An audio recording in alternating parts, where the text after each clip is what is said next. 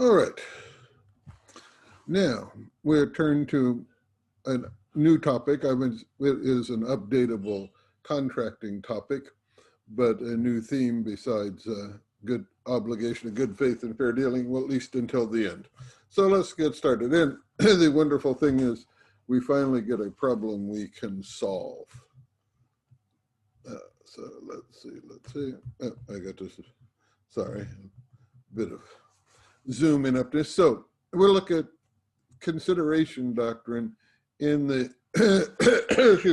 context of the updating problem, the problem of retroactively updatable contracts. And as I've said, it is finally a problem we can solve. We've discussed a lot of open questions, right? Unresolved conflicts in the approach cases take to various issues. And that is absolutely typical of the common law when it's in a process of change. And actually, one of the good things about this course is that you get to see the common law responding to a process of change.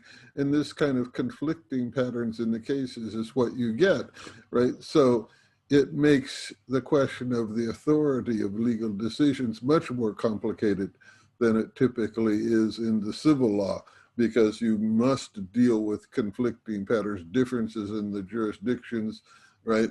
And so that is what you get now is a fairly accurate picture of the common law, and a critical difference with the civil law, because we let the conflicting patterns run for a good long time as the common law process resolves them.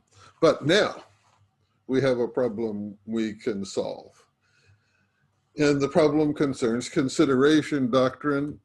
So here is the summary of consideration doctrine. My understanding of the civil law is that it pretty much has the same doctrine.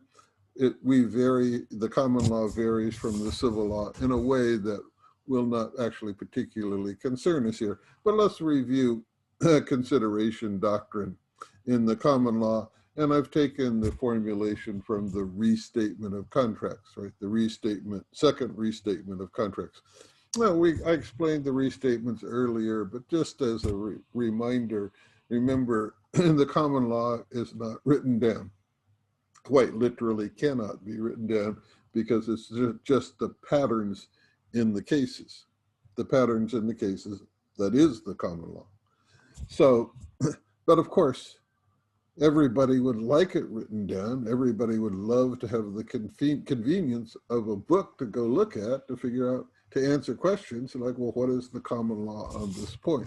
So the common law writes a book called the Restatement of Contracts. In the case of contracts, there's a restatement of torts, there's a restatement of the law on estate law, there's a restatement of the law on criminal law, of course, and so on. But you're looking at the second restatement, they did it twice, of contracts, on the summary of consideration doctrine. And so the section numbers on the slide refer to the sections of the restatement. Now, these sections don't articulate any binding law, right? There's restatements. The statement of the law and the restatements is not binding authority. It's not the restatements are not a court decision. They're not an administrative ruling. They're not a statute.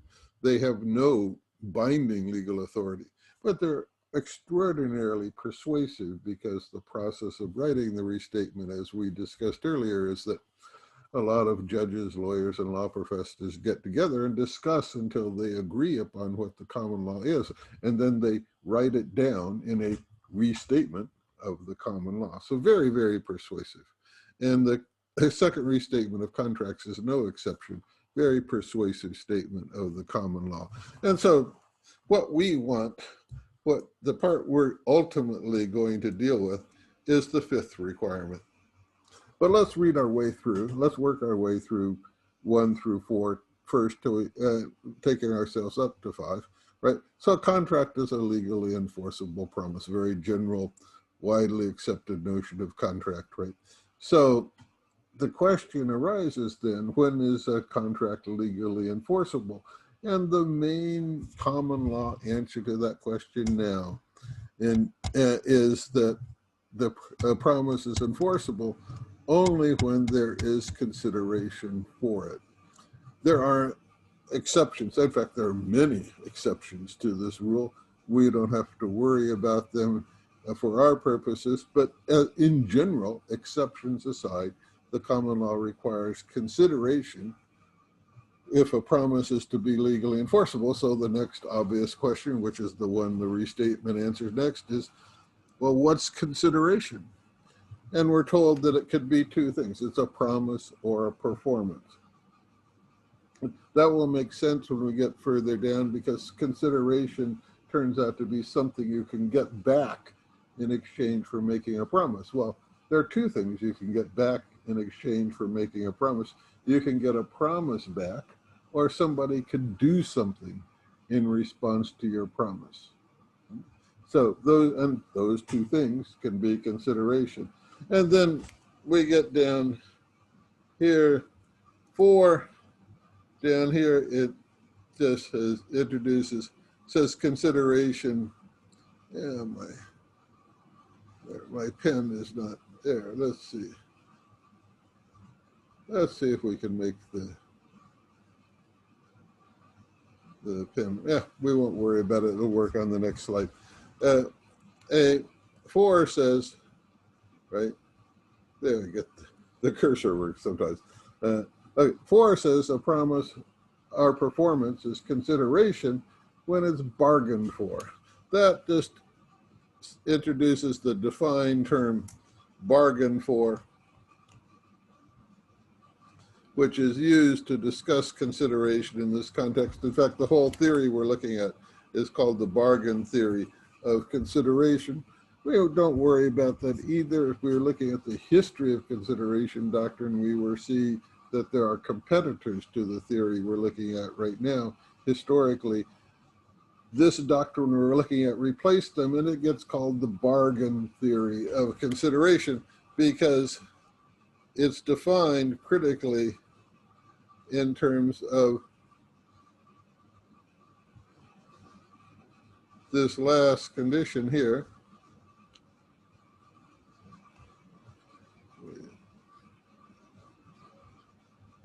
It's defined in terms of this last condition, which is the one we need for our purposes.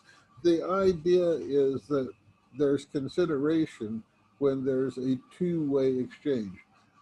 I promise you something, right?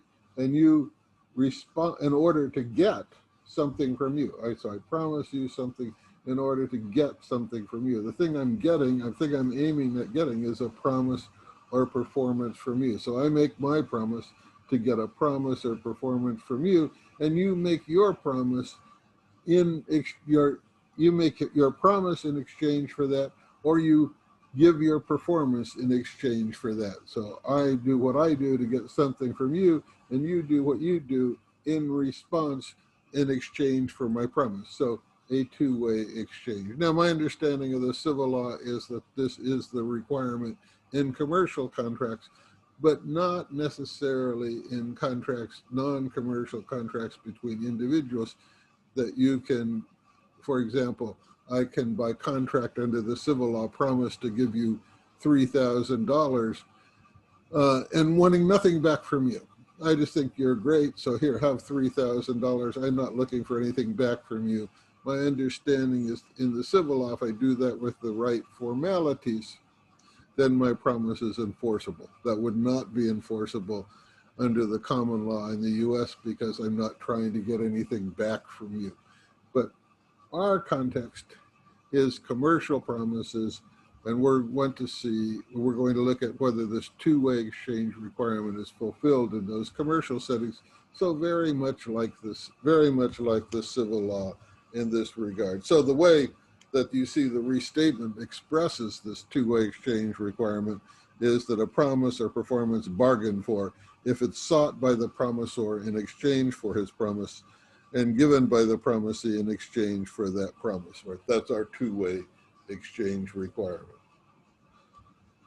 So with that, with that behind us, let's look at a recent case. This is in Ray Zappos, a recent online case. Zappos is a retailer of clothing items, you know, apparel and clothing items, shoes, clothes, handbags, I think, that kind of thing, right? They actually now are owned by Amazon. But a hacker attacked Zappos, and it did succeed in or attempted to succeed in downloading or attempted to download a lot of personal information on Zappos customers. So they hack into the network. They access a lot of information and try to download it. Not clear from the case whether they claim they succeeded or just tried. The Zappos customers sued on a bunch of statutory and common law theories about invasion of privacy, right? That's the background. What we care about is Zappos' initial response to the lawsuit, because Zappos goes into court and says, court, there is an arbitration clause in our online terms of use agreement governing the use of the website. And that clause says all disputes between us and our customers must go to binding arbitration. They don't go to court, right? So the Zappos says, court, please order us into arbitration. We don't belong here. And the court agrees to that with one crucial qualification, right? The court will absolutely order them to binding arbitration. U.S. courts favor sending things to arbitration, right? So the court has no problems about doing that. But here's the qualification. If Zappos is right in saying that they had a legally enforceable terms of use agreement, right? If the contract behind the hyperlink was a legally enforceable terms of use agreement, and that is where the court has a problem. The court says, well, there's a problem about consideration. They have some other problems in the case with the court with the online agreement, but we'll just focus on the consideration problem. The court says, well, hey, it looks like there's a consideration problem, and their concern is precisely this, right? Their concern is, well, look, a promise or performance, where do we have the required two-way exchange? Because we've got, Zappos has to make its promise to get a promise or performance in return from the customers, and the customers have to make their promise in response, right? So the court says, let's take a look at what they promised, right? The court says, so we want to see, did the customers promise Zappos something in order to get something in exchange, and vice versa for Zappos? And the court's bothered by this part of the online agreement with regard to that. The capital letters down here, the capital letters are in these capital letters. I didn't capitalize them because we want to look at them. We don't. These capital letters were in the contract. So I quoted the whole provision. To quote accurately, I had to keep the capitals in. What we want and what concerns the court is this first part.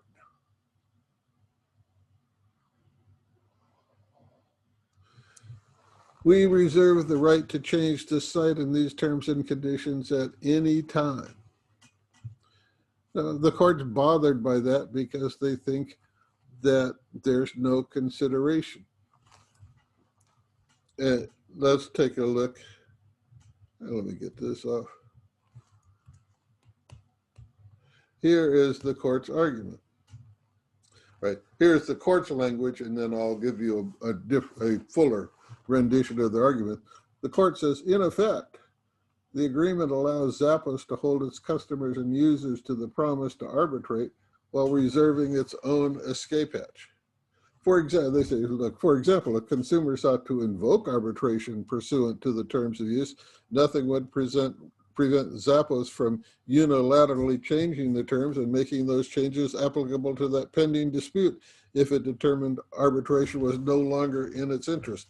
Let's take a look at that. It might be even easiest to do it by drawing. So let's see if we can draw a bit.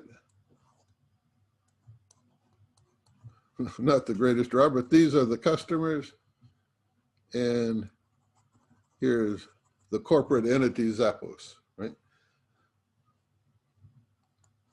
So the customers make a promise.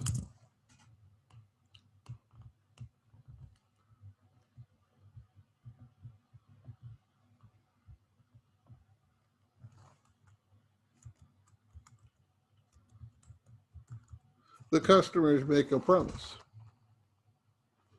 right? And if there's consideration, if that promise is to be legally enforceable, there must be consideration for it. The promise, they make a bunch of promises. They promise to abide by all the conditions in the terms of use agreement. The one that concerns the court is to go to arbitration.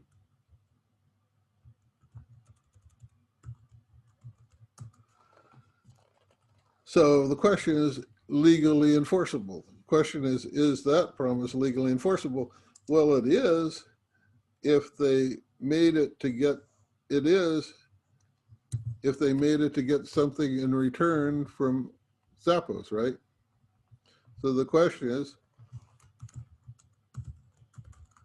what did the customers get in return?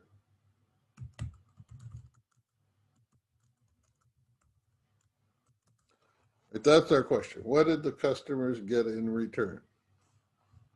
And the court says they didn't get anything. The court focuses on the arbitration agreement at first, but here, let's fill out their argument. This is the court's argument, right? Zappos customers promised to resolve disputes by arbitration. And we know, in fact,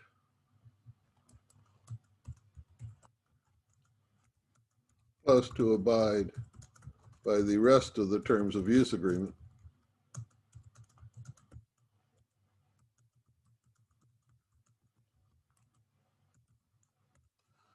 Yeah. And so the court says there's consideration for this promise only if they gave it to get a promise or a performance in return. Now, for there to be consideration, they actually have to get that back, right? So if you read our first summary of consideration, promise, or I make my promise to get something from you, and you give your promise or performance in exchange. So I don't just have to try to get something from you. I actually have to get it back, right? For there to be consideration and for the promise to be enforceable. And the court says, well, they got nothing. There's nothing that they got. They got no commitment to arbitration or anything else. Why? Because of this.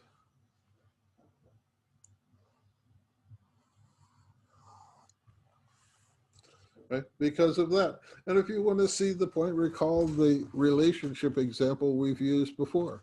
Suppose, Sally promises to marry Roger, and Roger promises to marry Sally, but subject to his right to change that promise at any time. Is Roger committed to marrying Sally? No, he's not. He didn't really commit at all. He said, I promise unless I promise unless I decide that I don't, right? That's not a commitment. That's just to pretend to make a commitment. That's the court's view of in re Zappos. That's why the court says this. That's why the court says that, right? Well, once we get there, they did, the conclusion is easy. They didn't give their promise to get no commitment at all. They didn't get back what they wanted to get back. And so there's no consideration. So the court says not enforceable. Right now, this would be a pretty bad result for at least for the businesses and their lawyers, because in some version or other, as we've seen, in some version or other, virtually every online agreement says something like this.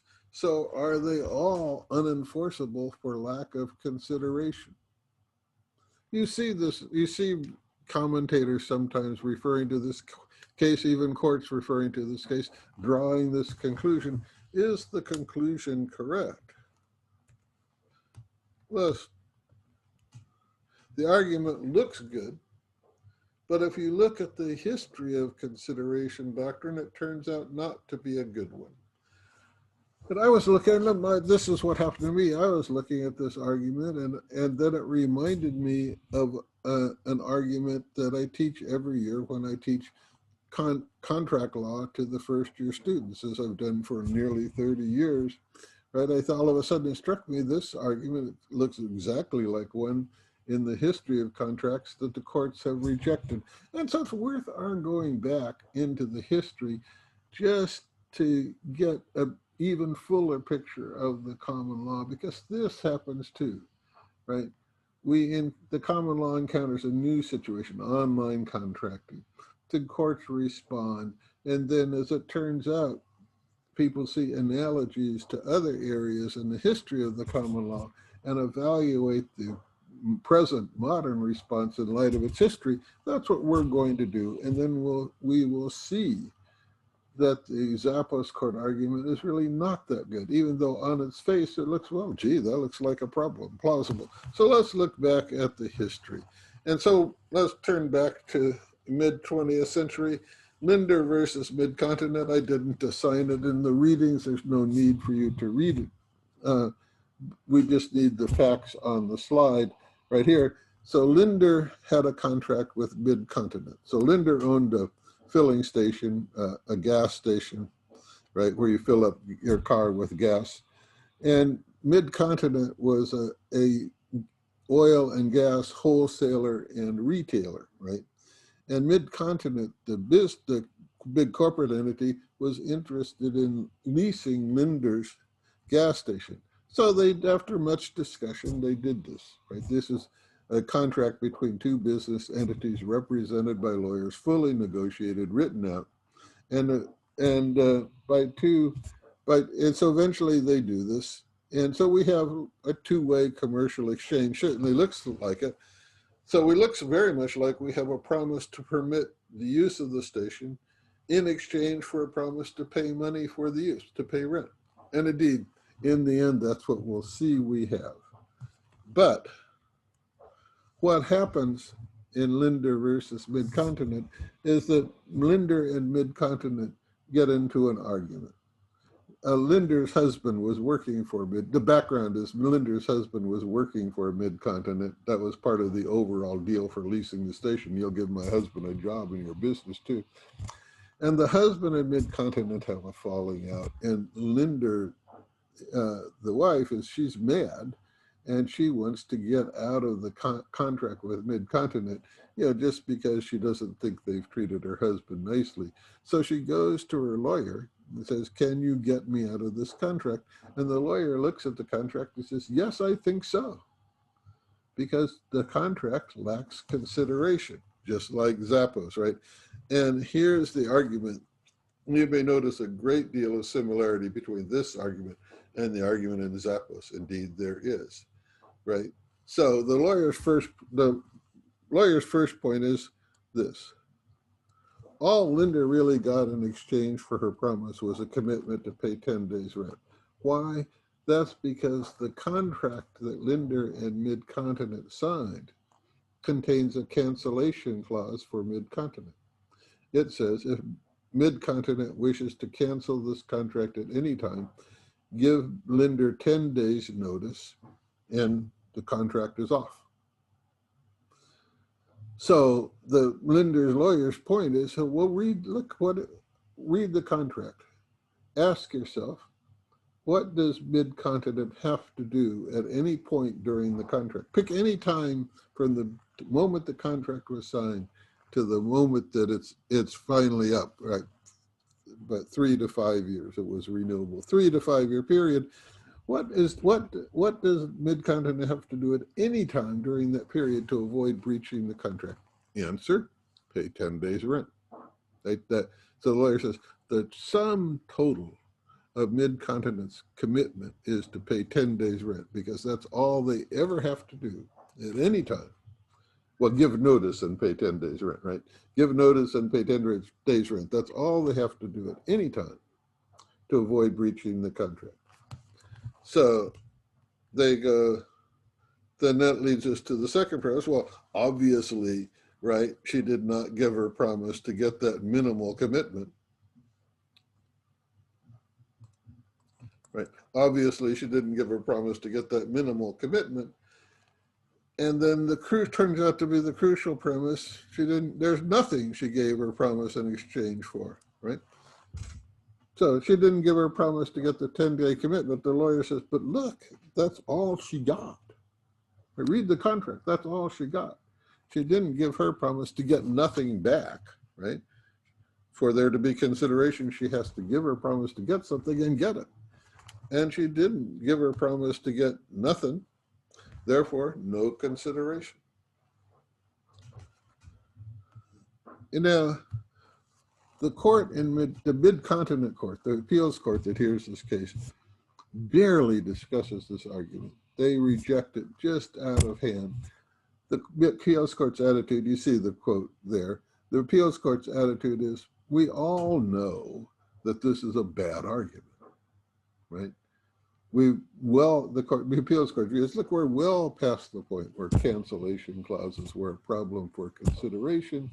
We all know that this is not a problem. So if this is not a problem, something has to be wrong with the argument. If the appeals court's right and it's not a problem, then there better be something wrong with this argument. And the problem is with number 3, right? To see the problem with number 3, I need to tell you what first-year students in contracts in U.S. law schools typically all learn. It's certainly what I teach. It's what I was taught, right? It's the story about why cancellation clauses get in contracts. Now, the story I'm going to tell you may not be true of Linder versus Mid-Continent because we simply don't know how it got in there. But in general, here's the picture of how they get in there. So let's do it in terms of Linder versus Mid-Continent. We'll just imagine a little fictional scenario about how it got in there. Plausible story, though. Suppose Mid-Continent comes to Linder and says, look, this deal we're talking about, before they sign the contract, this deal we're talking about looks good, right? We like it, but one thing bothers us, right? There's a lot of uncertainty about oil prices and oil supply, right?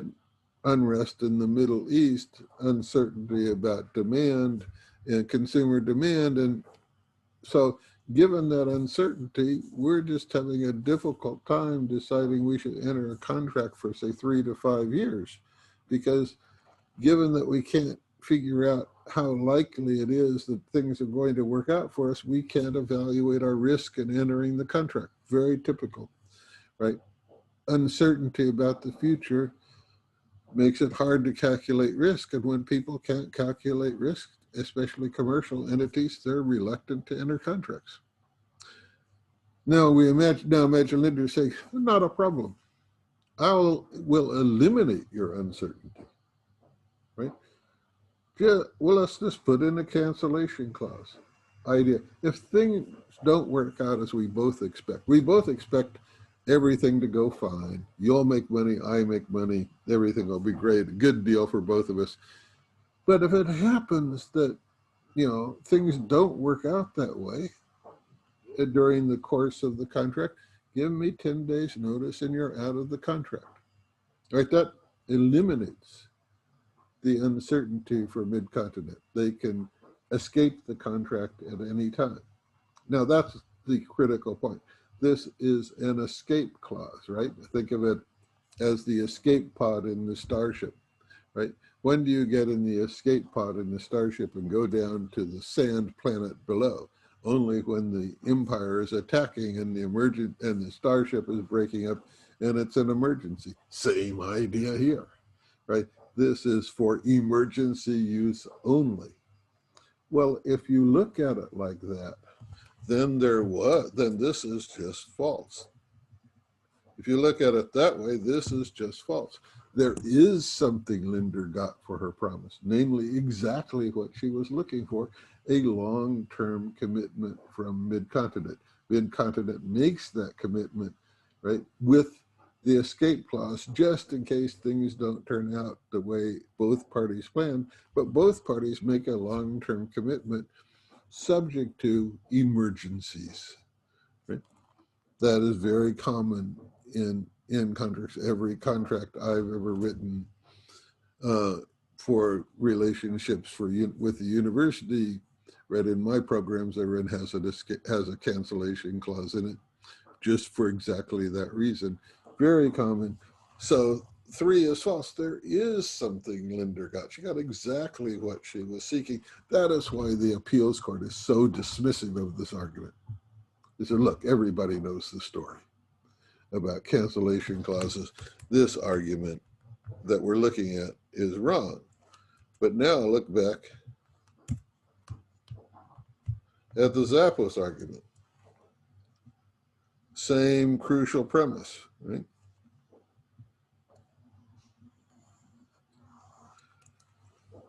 Well, yeah, for sure. They didn't get any commitment to they know on its face in the language of the contract commitment to arbitration, right? But, or anything else. But now it turns out we know, right? We know from our our discussions earlier in the course, we actually know that this is wrong. We actually know that premise 3 is wrong, just like it was wrong in Linder versus Midcontinent. We don't have a cancellation clause, but we got the same argument and the same conclusion. There was nothing that the customers got in return for their promise. And that looks plausible when you just look at the contract, but think of what we said about the obligation of good faith and fair dealing. The customers get that. That is a commitment in every contract, even if it's not explicitly stated in the contract.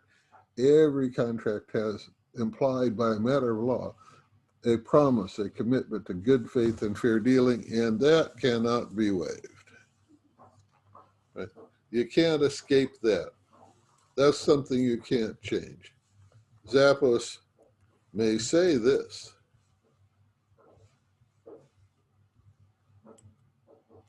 Zappos may say this.